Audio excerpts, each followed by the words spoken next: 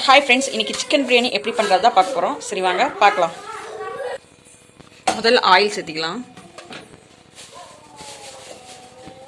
oil சேர்த்து நல்லா heat ஆகட்டும் நெய்யும் சேர்த்திக்கலாம் இப்பவே என்ன நல்லா காஞ்சனே நம்ம பட்டை கிராம்பு ஏலக்காய் அன்னாச்சி பூ இதெல்லாம் வந்து சேர்த்திக்கலாம் இதெல்லாம் நல்லா வந்து வெடிச்சதுக்கு அப்புறம் தக்காளி வெங்காயம் சேர்த்திக்கலாம் இப்போ வெங்காயம் சேர்த்திக்கலாம்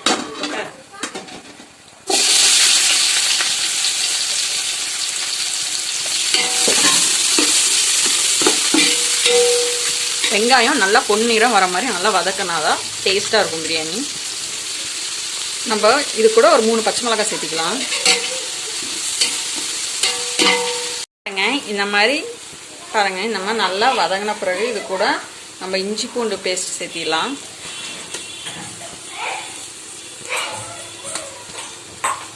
இதையும் நல்லா வதக்கலாம்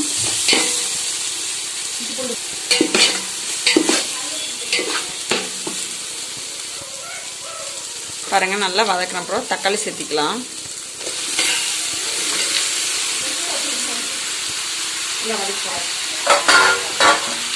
இதையும் நல்லா வதக்கிக்கலாம்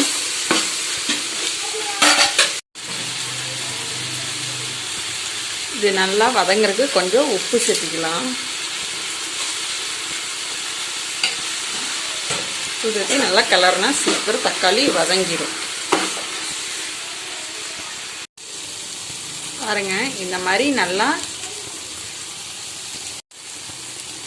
பாருங்க இந்த மாதிரி நல்லா தக்காளியில நல்லா வதங்கினதுக்கு அப்புறம் இது கூட நம்ம புதினாவை சேர்த்திக்கலாம் புதினா கொத்தமல்லி ரெண்டையும் சேர்த்திக்கலாம் இதையும் நல்லா வதக்கலாம்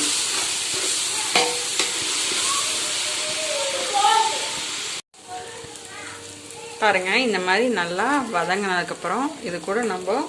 சிக்கனை சேர்த்திக்கலாம்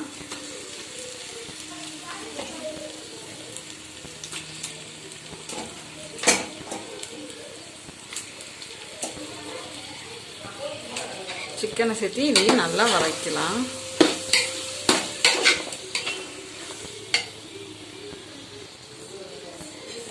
இப்போ காரத்துக்கு ஏற்ற மிளகாத்தூள் சேர்த்திக்கலாம்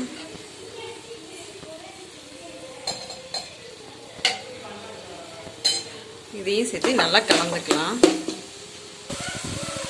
பாருங்க இந்த மாதிரி நல்லா கலந்த பிறகு இது கூட கொஞ்சம் தயிர் சேர்த்திக்கலாம்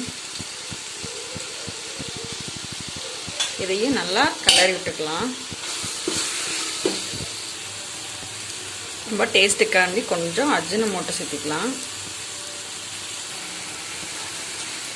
இதில் நான் கொஞ்சம் பால் சேர்த்திக்கிறேன் காய்ச்சாத பச்சை பால் சேர்த்தும்போது கொஞ்சம் டேஸ்ட்டாக இருக்கும் இதையும் சேர்த்துட்டு நல்லா கலரி விட்டுக்கலாம் பாருங்க இப்போ நல்லா வதங்கிருச்சு இப்போ இது கூட நம்ம தண்ணி சேர்த்திக்கலாம் ஒரு கிளாஸ்க்கு 1.5 கிளாஸ் தண்ணி அளவு போட்டு சேர்த்திக்கோங்க இப்போ தண்ணி சேர்த்திக்கலாம்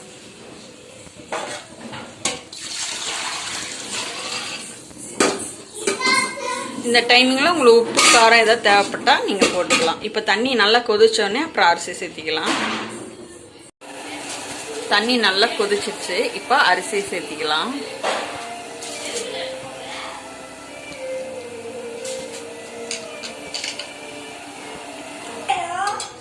இப்போ அரிசி சேர்த்துட்டோம் இப்போ கொஞ்சம் சாதம் கொஞ்சம் நல்லா வேகட்டும்